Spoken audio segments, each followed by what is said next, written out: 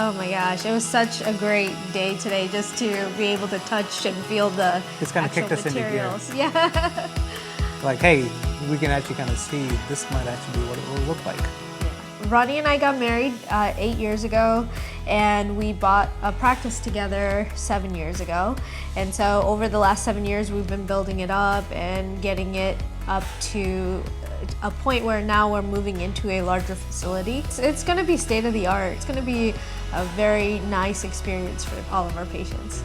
We want to give that same experience so customers are at ease, they see exactly what they want, they know the options that are available to them, and a great experience in the optical. We considered multiple companies overseas, but being able to just visually see where the actual products are coming from and where they're made, you know, that it's gonna be a product that lasts. It just gave us peace of mind that like iDesigns is based in the United States.